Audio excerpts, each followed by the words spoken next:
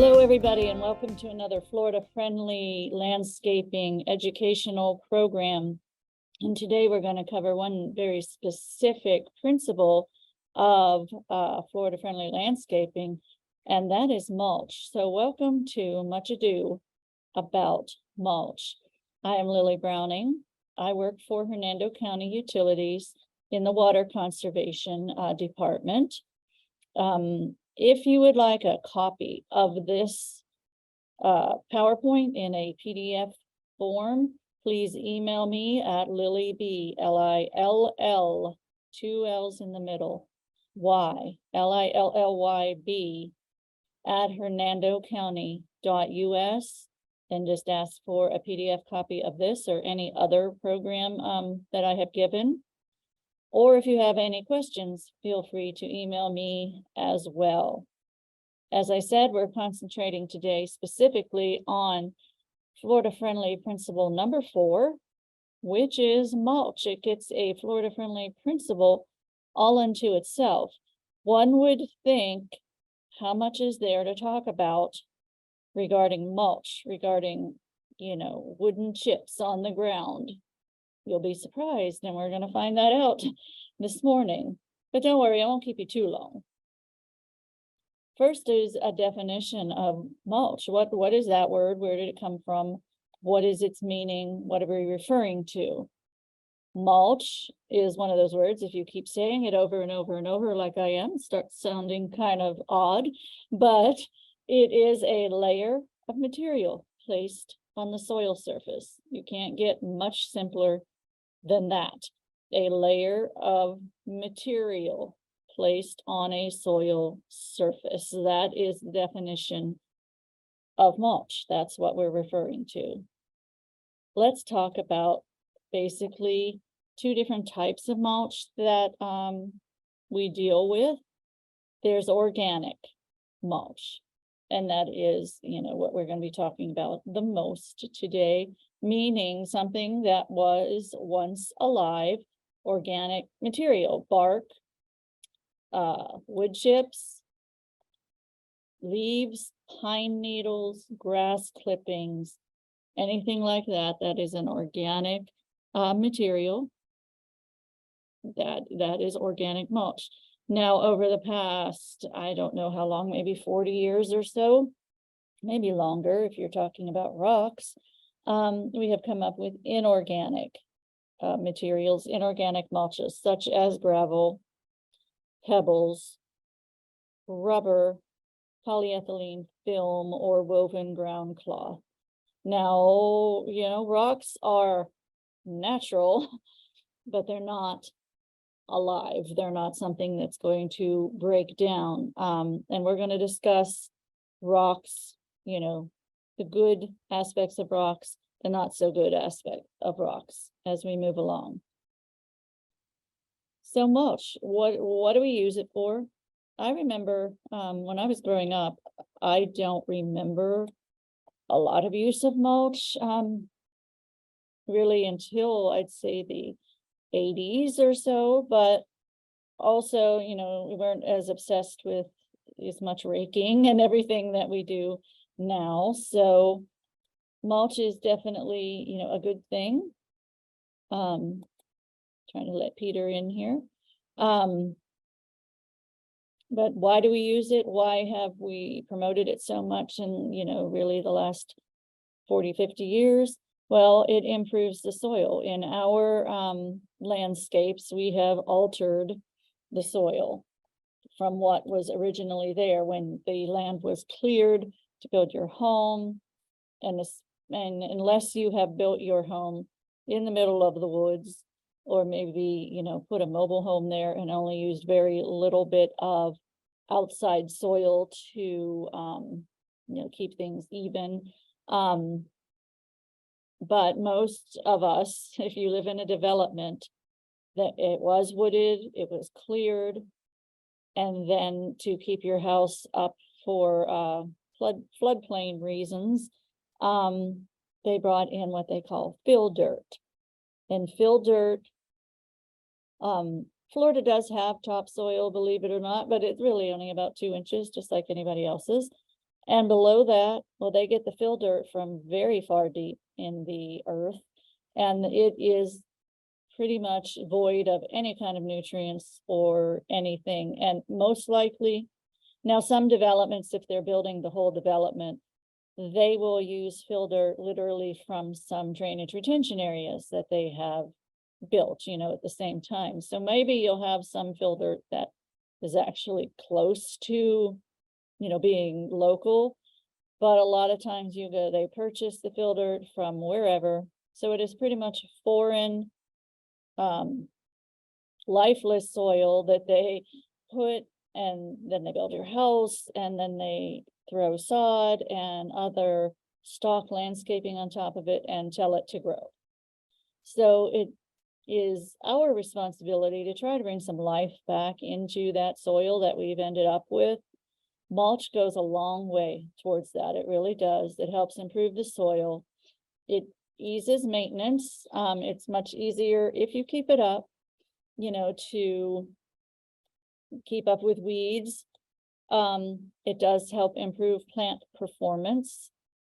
It definitely adds to the beauty of the landscape. What I consider, we're all used to mulch now, and what I consider, like this look here in this picture, it's like making your bed in your bedroom. No matter how clean your bedroom is, just doesn't look done or neat until you make the bed. Well, the same thing here with our plant beds. It really helps give a nice, tidy appearance to your yard, and is very soothing on your eye, because it helps promote that a little bit of what in graphic art you would call white space or something, just nice flat plain areas there.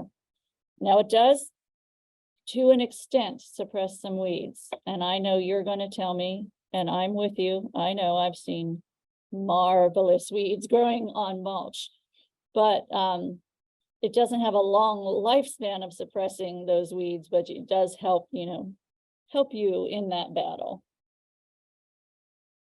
So here we're going to, let me let Kara in. How mulch improves the soil. How does it do that? We talked about that lifeless soil that you may have on your property. Well, any kind of organic material that you add back to it is going to improve the soil structure and the fertility. It is not the same as fertilizing your soil. What it does is as it breaks down, and that's what you one of the reasons you want that mulch is for it to decompose and break down and return to soil. That it helps improve the nutrient holding and moisture holding capacity of that soil. It helps improve the texture of your soil. It's going to buffer the soil temperatures. It's hot here. It's November. It's been in the 90s. I bought a potted mum at the grocery store. I've ended up putting that thing on the back porch, hoping it'll do better, because not happy out front. It's hot out there. So in our plant beds, having that mulch layer does help buffer those soil temperatures, minimizes erosion, and helps prevent stormwater runoff, which is also preventing stormwater runoff is one of our 9 principles of Florida friendly landscaping. It helps ease maintenance. It improves water infiltration. We're going to talk about the do's and don'ts with mulch, because it is possible to do mulch incorrectly. So that's what we're here to learn, because if you do it incorrectly, it might actually impede the water infiltration process. It helps prevent water loss by evaporation. Same way it helps temper the soil temperature. It helps, keep that soil in there so it doesn't evaporate from the bare ground. It does inhibit, to an extent, some weed seed germination and helps suppress weed growth. But like I said, that usually only lasts for a short period of time, and you really have to stay on it to keep that up. It improves plant performance. It enriches that nutrient holding capacity of the soil, just like I said. And look what they're using for mulch here. They're using what nature is providing them. There's no reason leaves can't be mulched. I mean, look, think about the forest. How does nature do it? Nature doesn't go to the big box store and buy some, chipped wood. They use leaf litter, and that really helps build up the soil over time. As we said, it helps retain that moisture in the soil, cools the radiant temperature around the plants, helping reduce weed competition for the plants. And as I just mentioned, that's what happens in the natural woodlands. You're kind of mimicking what nature already does. Nature knows what it's doing. We're the ones who tend to mess it up. It's also just going to add some beauty to your landscape. Make it look uniform. As I mentioned about, it just has that made bed look to it. And it can help provide, decorative wise, some contrast and a variety of colors, gives it that finished appearance, so even if you want to grow wildflowers, well, I'm going to talk about wildflowers and mulch, but native plants, and, we talk about this in other classes. You want to go more native, maybe more Florida friendly, but you want to do it in a way that your neighbors understand what you're trying to do so that it makes sense to them, particularly if you live in a deed restricted community, so that they know what they're looking at. Mulch helps do that. It helps define those plant bed areas. So it gives it a finished appearance that there is a human here doing this on purpose and taking care of this landscape. So it also, I've got all these little boxes that keep moving around why I'm hesitating here. As I said, it helps define those plant beds, but also protects the plants then from lawn equipment damage. You can see here, this is not much protection. And this poor tree has, had an encounter with a weed eater or a lawnmower, possibly. This is probably one of those little strips of turf that we like to call the hell strip. Makes no sense to have turf here anyway. It's very difficult to maintain. And so, someone had to come very up close to this tree, and that tree is going to suffer some major damage. So it'd be better even if that whole strip was mulched and put some other plants or something in there, other than trying to deal with turf and other landscape plants. Build a nice mulch bed several feet around it to keep stray lawn equipment away from it. So here's some frequently asked questions about mulch. What type of mulch is the best? How much should I apply? The big question. What's the best way to fight those weeds under that mulch? Will mulch attract bugs? Big question. And also, one of the biggest, will mulch attract termites? Let's start working on this list of questions. First, we're going to go through a little bit of chemistry as to how mulch might function, what it does as far as weed control. There is a process out there called allelopathy. You have some allelopathic plants. Mulch will accomplish the same thing. It's a chemical that is emitted that inhibits plant growth. Some plants are that way. Lantana is that way. Southern red cedar is allelopathic. That means it emits this chemical around it that does not allow anything but the southern red cedar to grow.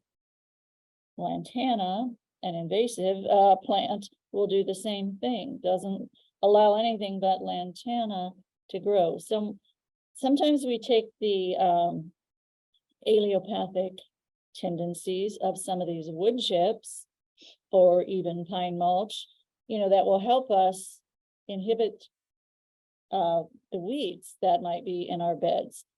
Now, that is you're only going to get that for a short time out of fresh mulch. And you want to be very, very, very careful, how close you put it to the preferred plants. So that's why over time we see marvelous weeds growing on top of mulch. And a lot of it, like I said, the wind blew the weed seeds there, so it is literally growing on top of it. Some of it might be coming from under it. So this allelopathic effect can inhibit weed growth.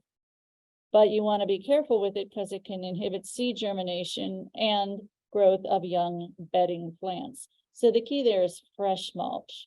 And one thing that I once did, planted some bushes in front of my house, and my husband saw close by there was the tree crews that trim for the electric companies. So he asked them if he could get some of their wood chips, and they said sure. They didn't care, and he brought a truckload, and I put it down immediately. What I should have done is had it sit for about 6 months. No, I put it down immediately. It was very fresh. So the allelopathic tendencies were too much. And also the fresh mulch that was just chipped up from live trees was, emitting a heat as it broke down. It was very green, is what they call it. And I ended up killing all those new bushes in that bed. So, there are some things you have to be careful of if you want to put mulch down in an area where your intention is to maybe kill all the weeds and let it sit there for a little bit before you put in the preferred plants. That might be, a good idea for you. But you can see in this graphic, the mulches help keep these particular weeds. It helps control them because the smaller weeds, they don't ever make it through, and larger weeds are easily pulled up through that mulch layer. This says 3 inches.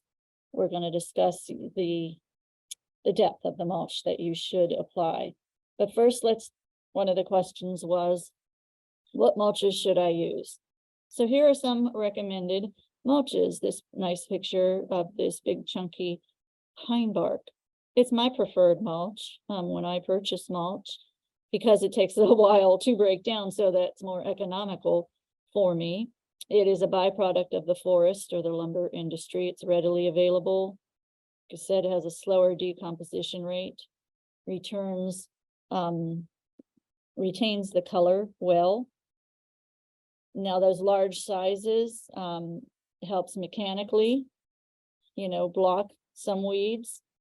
And they have found out in nurseries, and I've employed this too, if you have potted plants, just take 1 layer of these pine nuggets, these big chunky ones, and lay them around the pot. That really helps reduce weeds in your potted plants as well. Now, what I have learned though, and I kind of alluded to earlier, I have a wildflower bed, and a mistake I made was putting this kind of mulch in it, and I'm dealing with that now. Why? Because the wildflowers reseed. So the wildflowers almost have done better on bare ground, even though I would have been dealing with more weeds, or with a much finer type of mulch.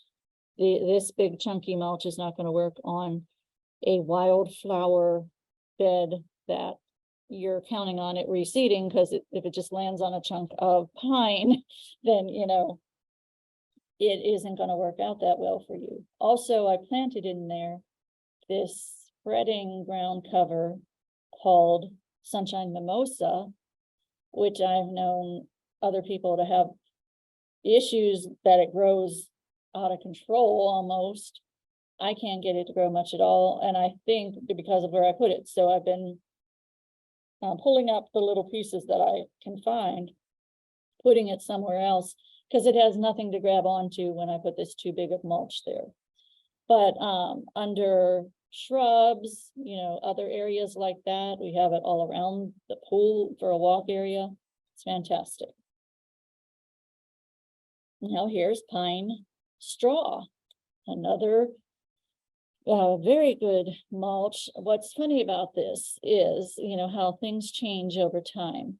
I have plenty of free pine straw that I could rake up, and use in my mulch. Of course, that requires effort, but also my husband kind of wrinkles his nose up at it because, again, I can rake it up for free. He grew up here in Florida, so it was available for free. So in his mind, he thought, well, but that's what the people without any funds or anything used. And I'm like, okay, what's wrong, with that? And the funny part about that is I also have a friend whose mom owns a lot of pine plantations in Georgia. She makes way more money on that pine straw than any of the trees. And the pine straw is, a readily available resource.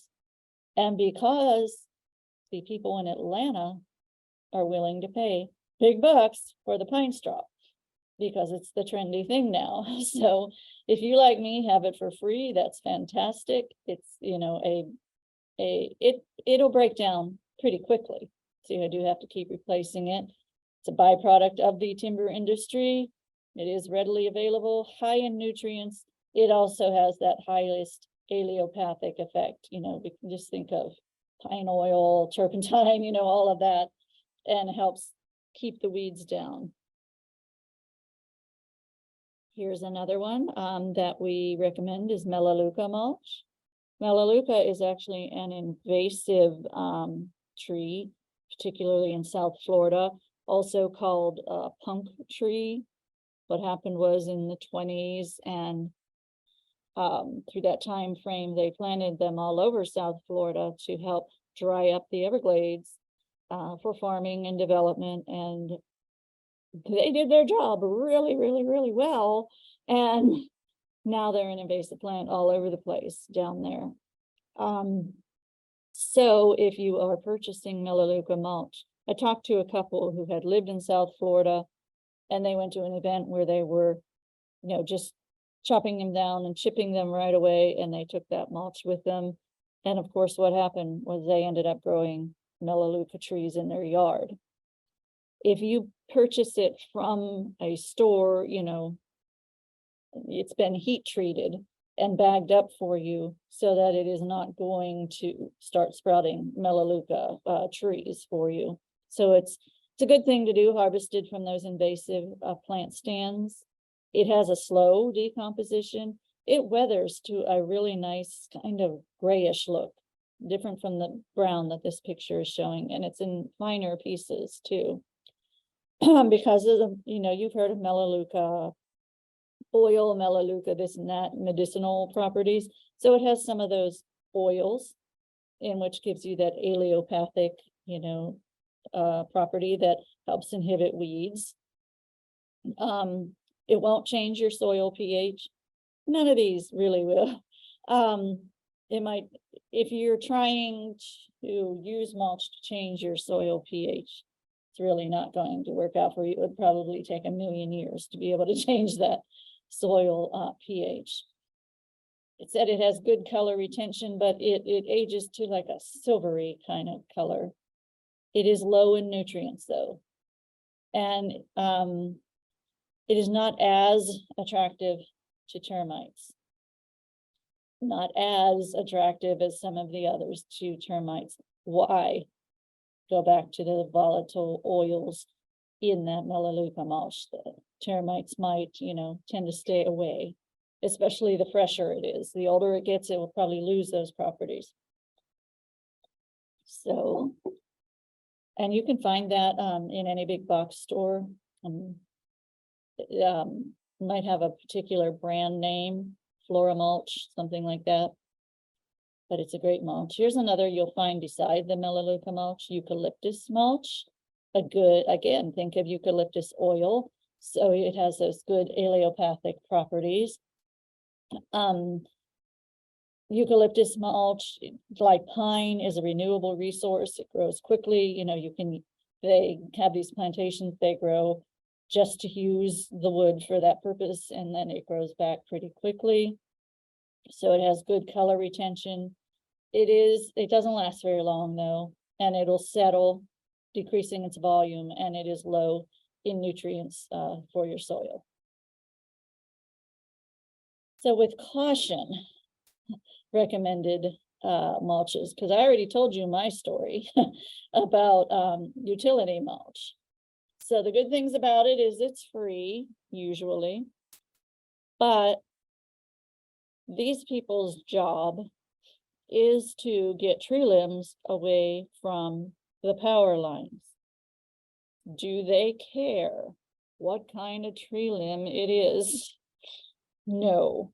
Do they care if it's wrapped up in an invasive vine?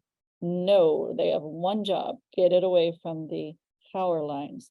So if you are getting it, directly from them or even from a landfill, you need to remember that there could be an invasive species in it that you're bringing home, or other weeds or insects.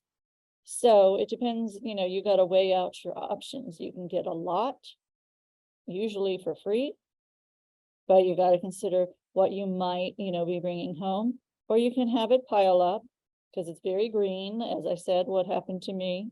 So you want to let it season before its use. And then it's very possible that as it, if you pile it up, the heat will kill the weed seeds. But I can't promise that either. So that's why I say, use this with caution.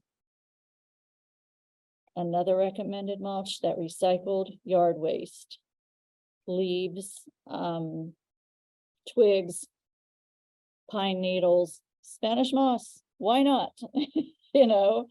It's free, it's there, it's readily available. It's high in nutrients because it's part of the natural system of your local ecosystem you've got going on there. So it mimics nature. It's what would happen if you weren't there, because it's going to, revert back to the forest, and it is the best way. Grass clippings are another. You can use these in so many different ways. Instead of bagging them up and paying someone to throw them away. First of all, the best solution to do with your grass clippings is just to let them go back into the lawn. You can skip one fertilization a year with that. If you don't want to do that, you can bag them up and mulch them. Great source of first nitrogen, and then as the grass dies, it will provide carbon for your compost bin, your compost pile. Or you can lay it down as mulch, but you want to be very, very careful. It'll probably break down pretty quickly, but it's grass, and people use grass for like thatched roofs, things like that. So it might have a tendency to kind of mat up together and maybe, actually prevent some water from going through. So you just want to use a very thin layer if you decide to use it that way. So, and also it is so thin that it, if you have a big storm, it could actually wash it away. And of course, just, let the leaves fall naturally and leave them alone. Those self-mulching areas, if you have an area that is more wooded, just let nature take care of itself. This is what I grow up remembering that we let happen in our yards. So what do we think about shells, rock, etc.? I just had to go through a community here. A co-worker, I had to help take her home. She experienced a tragedy. While I was there in her community, I noticed so many of the houses are doing this. They're putting down all rock. Some of them are even just putting down all concrete. And it could be because many of them are maybe snowbirds and just don't even want to deal with, yard care while they're here. This is not the answer.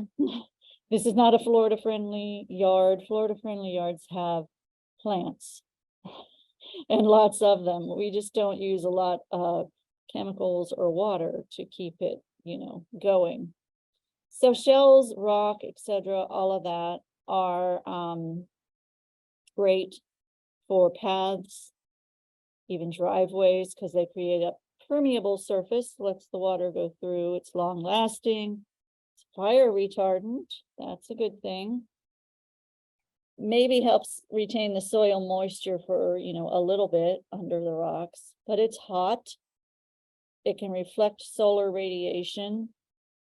The community that I was in was a mobile home community. So you have all those mobile homes and then rock, I just can't imagine how hot that would be in the summers. If you're trying to weed eat around certain plants or mow around certain areas, and a rock gets caught there, it could go through a window, it could hit a person, there are just various ways. And you are not adding anything good back to the soil. So I love rocks. Rocks are some of my favorite things on earth, but rocks are not, shouldn't be your entire landscape. We don't live in Denver, that's not the way that we should use it. We use them as accents, as decoration, and in moderation. So that's not the answer. That's not a Florida-friendly yard. All rock yards are not Florida-friendly. You'll find that if you decided you ever want to have a certified Florida-friendly yard, it's one of the first things that list will tell you that, all rock yards are not Florida-friendly yards. So what about this stuff? We see this around, this dyed mulch. The answer is I really don't know. It's typically made from recycled pallets, which that's not a bad thing. Recycling is not a bad thing, as long as the pallets, which generally pallets are made for, they're made cheaply, they're made just to transport something. So they're not treated with anything, they're raw pine. And so that's okay, to recycle that hardwood as long as it wasn't treated with any chemicals. But when it comes down to it, they say the dye is soy-based, so it is safe, but I just don't know. And I have researched the University of Florida, who can't seem to come up with any, great answers for it. So the safety of it is not really proven. So these fun, unnatural colored mulches, use them at your own risk. Probably okay, but I can't really promise that. Some other alternatives are those mixed hardwoods. And sometimes that's what they use for those dyed mulches as well. That is bottomland or upland forests harvested for paper or wood production. If you happen to find that, it's an okay mulch. It's usually pretty well. Now let's get into what we do not recommend. I just gave you a whole lot of options of what you can use for mulch. What do I want you to stay away from? I want you to stay away from cypress mulch. And this may be really shocking to a lot of people because it's readily available in the store. It's right there. It's the cheapest. If you have it in your yard, don't panic. It's not going to hurt your yard. But you know what they say, when you know better, do better. It is not an issue of whether it's harmful to your yard. It's the bigger picture is harmful. They are taking young trees. When I was talking about those melaleuca trees, those eucalyptus trees, and about the oils that might be in them that might help suppress some termite action, that's what they used to say cypress mulch was able to do. There aren't any old hardwood cypress trees left, except maybe in the bottom of swamps somewhere, that had that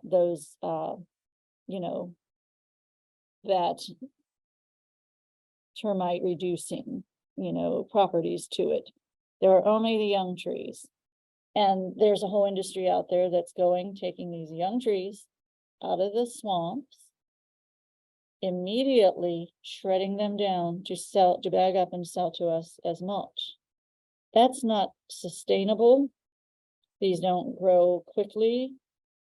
So therefore the termites are just as attracted to young cypress wood as any other kind of wood.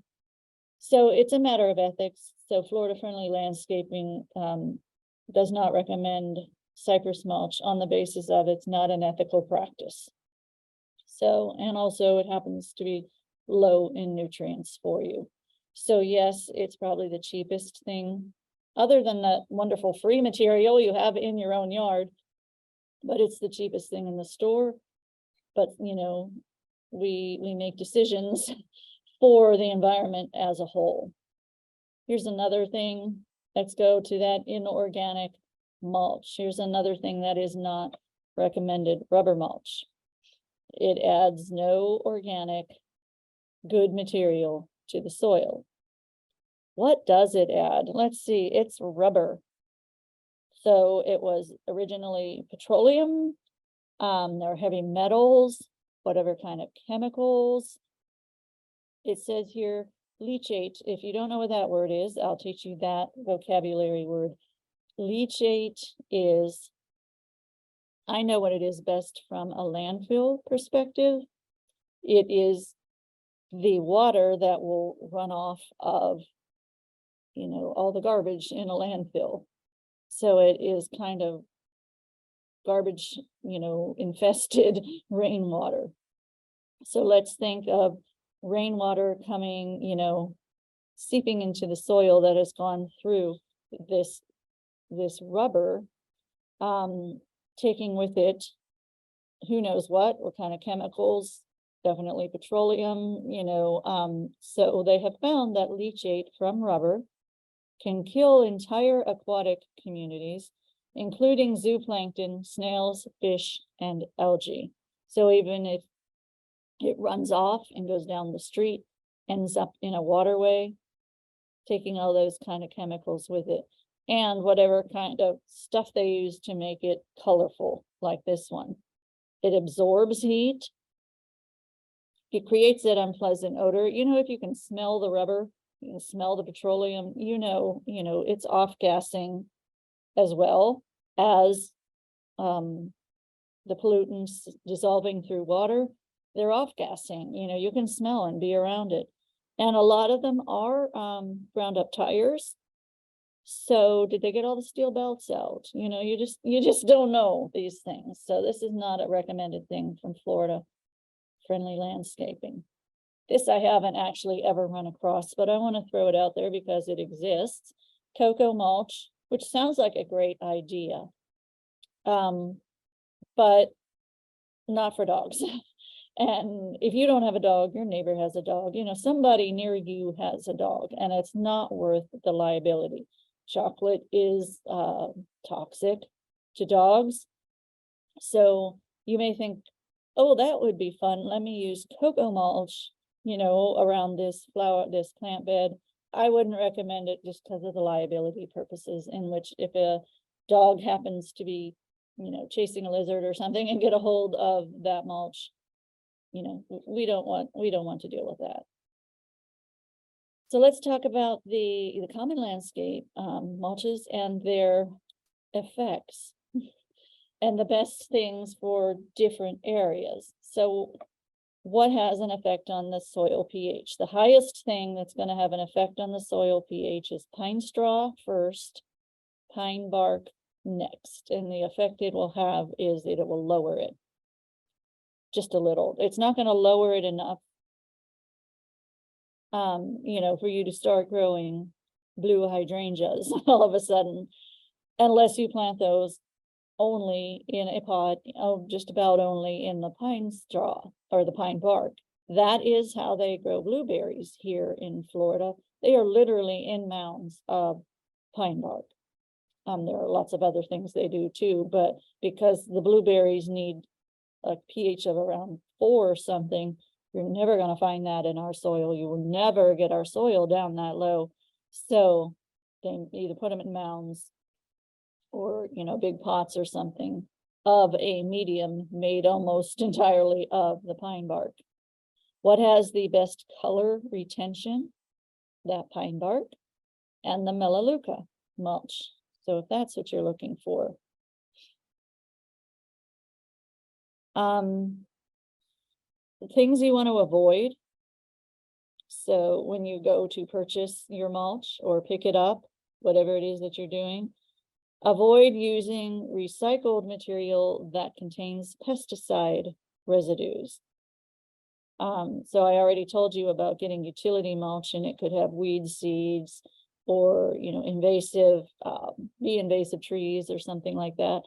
But if you're getting it from somewhere else, maybe nursery's pile or something, make sure there was never any herbicides, especially, or any kind of pesticides. The best thing is to get it, where it hasn't been used as mulch before. It should be free from weed seeds, ants. Ants can be an issue, and other pests. So, and as I mentioned before, you can, if you get it in bulk, you can pile it up to compost it to get it to, hot enough to inactivate some of those weed seeds. But really the best thing is probably to purchase mulch that has already been sterilized. So what are we going to do, with it? How do we apply this mulch once we have it? So you never knew there was so much involved in mulch. This is important. This is very, very important, because this is where you could go wrong. So this is where, you really need to pay attention. 2 to 3 inches. That's all that you need. Less won't hurt. It'll just probably let more weeds come through, but definitely not more. In borders, beds, around the base of landscape plants and trees, but not up against your trees, not up against your landscape plants. You want to pull that mulch away so it is not up against a tree trunk. It's kind of hard to do with smaller plants, but you want to, try that, make sure it's not right up against it, because contact with the plant can result in wood rot due to fungal and bacteria pathogens. That's one of the things it can result in. Here's what you want to avoid, and we have seen it. Wow, I didn't make these words bigger. I meant to do that. So we want to avoid volcano mulching. That's what we call this, volcano mulching, and we have seen it.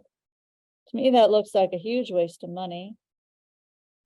But look at the spruce trees. So, we're going to blame the people up north for this picture, but we've seen it here too.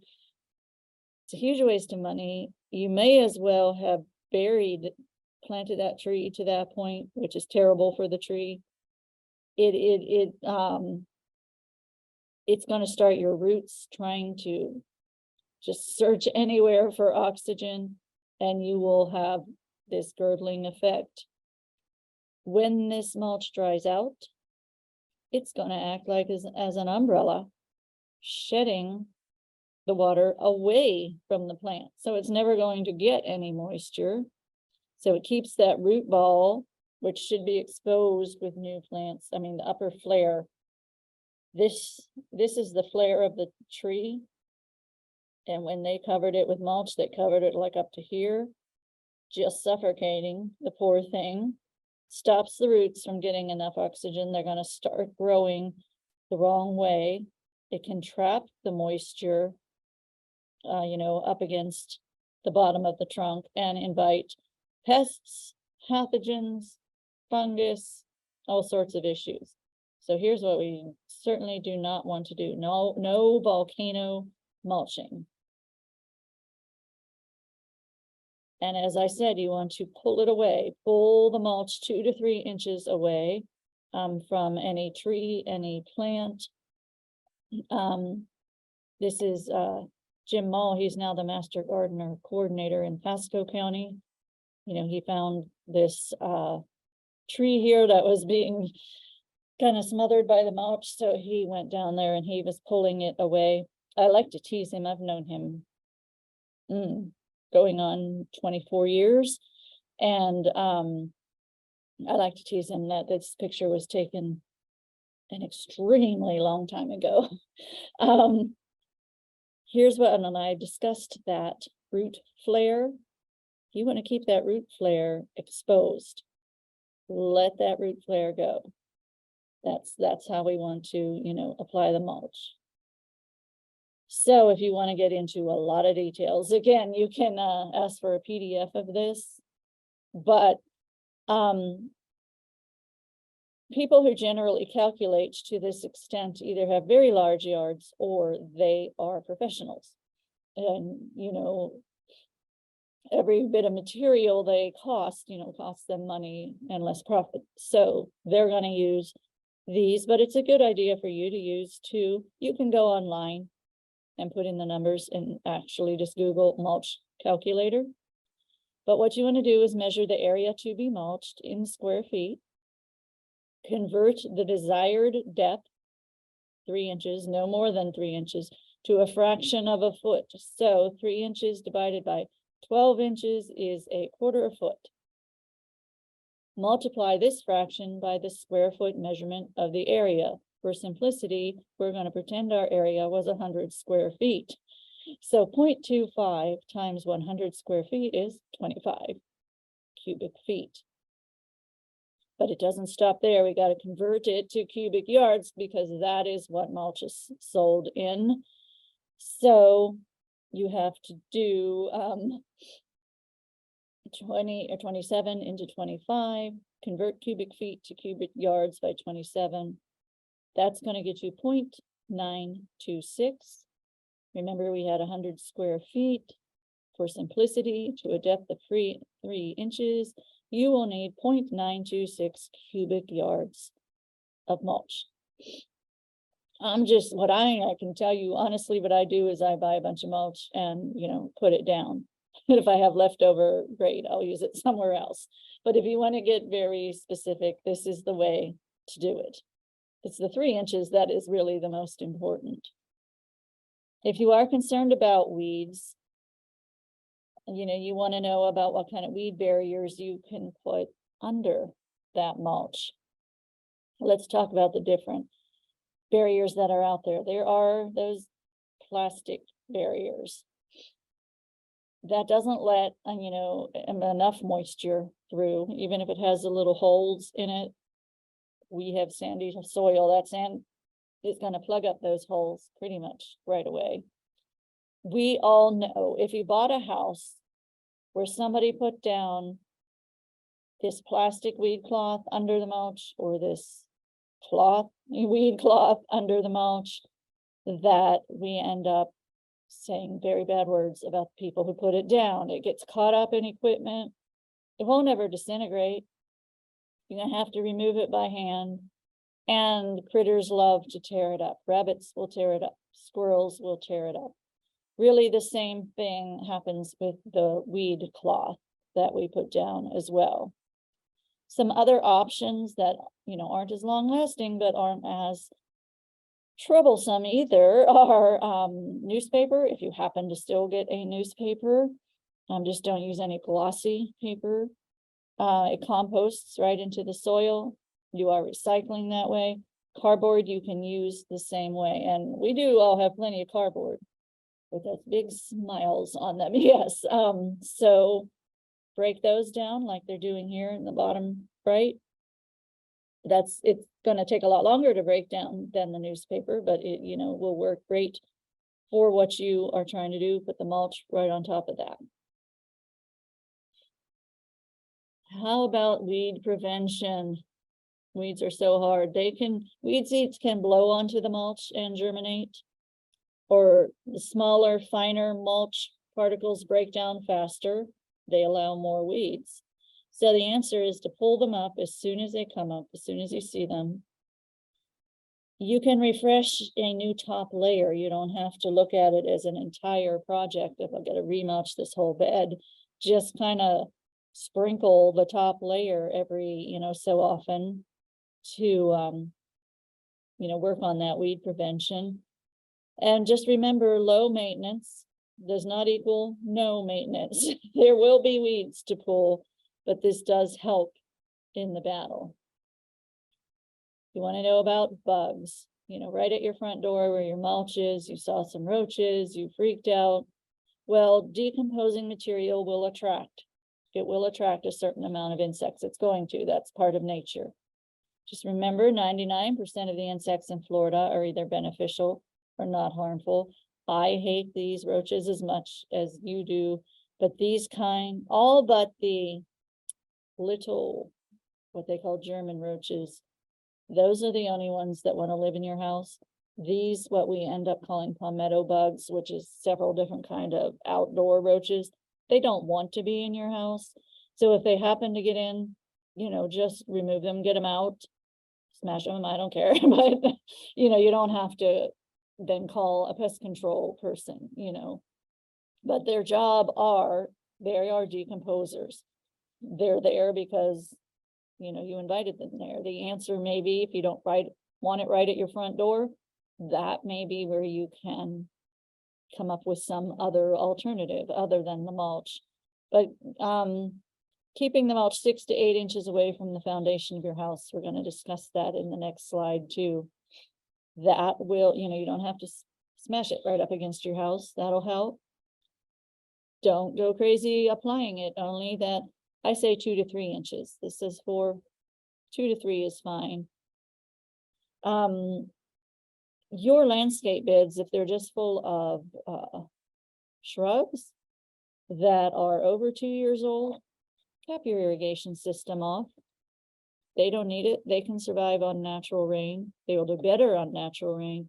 Your mulch will not stay as wet and be as much of an invitation to insects.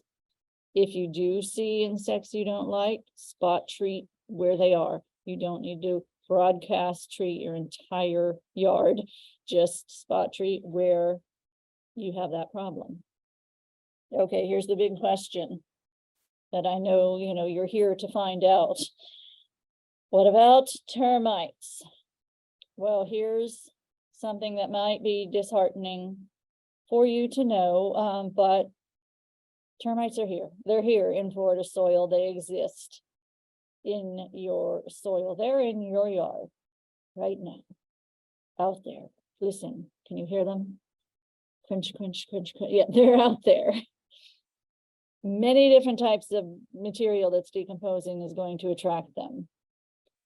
As I mentioned in that last slide, that 6 to 8 inch barrier, not of rock, and I will explain why, bare soil, which is hard, some weeds might pop up in there, between your house and the foundation and your mulched beds. If you fill that up with rocks, rocks retain moisture. The termites can use that moisture to, have access to your house. That bare soil is a good way to discourage them, because that is the Sahara Desert to them. And they could dry out, they could desiccate, their bodies won't make it without the moisture to get to your house. Is it a foolproof way of saying you will not have termites? No, you live in Florida. Your house is going to have termites one day. I really hate to tell you this, but it might, it's going to happen. So Florida homes, most of them will become infested with termites, with or without mulch. So, the only thing I can say is, if you see evidence of that, to seek professional assistance with your termite problem. The mulch is not going to be a huge factor in whether or not you have the termites. So here's some things I want you to remember. Use organic material, something that was once alive, not rubber, not rock. And even though cypress is organic, we spoke of the other reasons why we don't want to use it. So we want to avoid cypress mulch. Avoid that rubber mulch. Use rocks in moderation. I'm a huge rock lover. I love to put rocks wherever, but use them in moderation. A place I just put them, at my house, they built this silly little space by the driveway, in front of the garage, you know, under the light and the pillar of the garage, just one, not two. And so it's a space between my driveway and the sidewalk going up to the door. I swear it's only like 2 by 3 that they decided to make a bed out of. It's just a very, very small area. They had put 15 years ago, the builder had put Mexican petunia there, which is a whole other class, a whole other story, but I can tell you that's an invasive plant, and it took me 4 years worth of pulling to get it out of that small area. For quite a while, I was able to grow some beach sunflower there in that really harsh area, but the beach sunflower has decided it doesn't want to be there anymore. And so I told my husband, just fill it with rock. And we did put a podocarpus, which may or may not make it there. It's just such a tiny, small area that I am tired of fighting with. So that is an area where I have put rock. But in general, I use rock as borders, big rocks. I like to collect them. And because, you know, you're not really finding them here in Florida. So other places I go where it is legal to do so, I usually bring a rock back with me, and that becomes part of my collection. But I don't fill all the other plant beds with rock. That 2 to 3 inches. Remember that. Keep that in mind. That's all you want to use. And pull it away from tree trunks and plant stems. Refresh it as it's needed. And we talked about that utility mulch. So all things considered about it, and we talked a lot about it.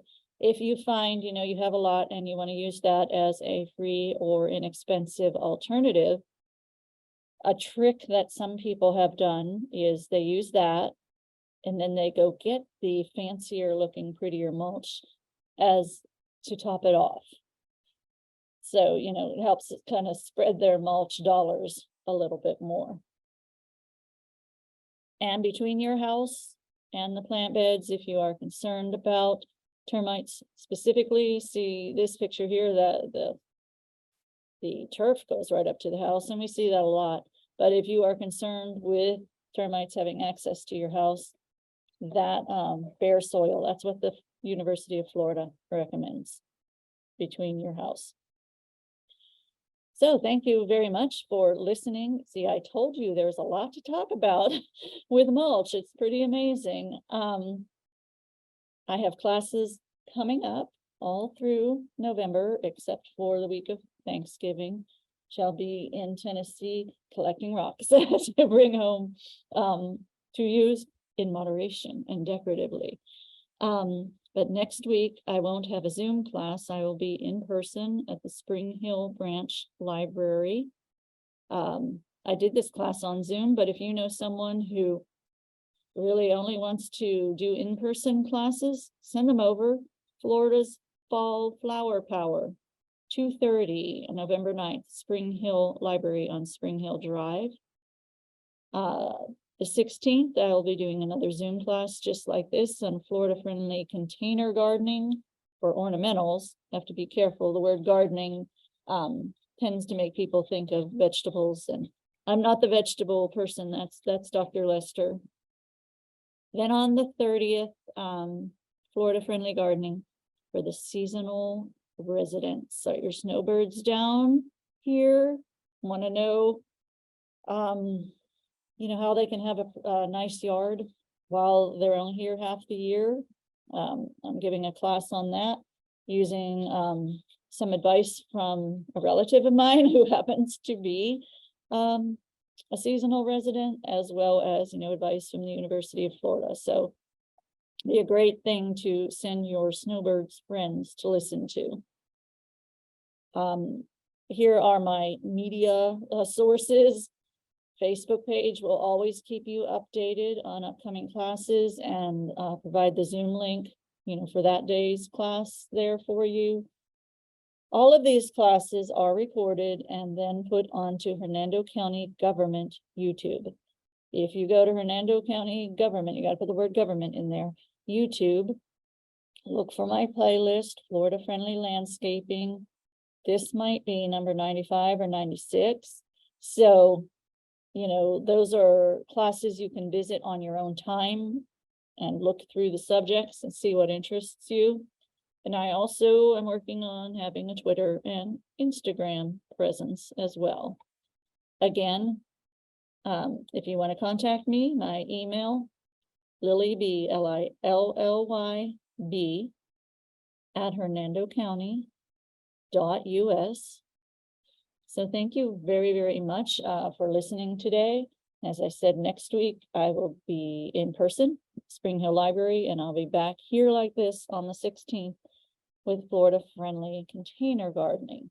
So thank you, everybody. I'm going to turn off the recording and then I will address the chat. Thank you, everyone, and have a great Florida Friendly week.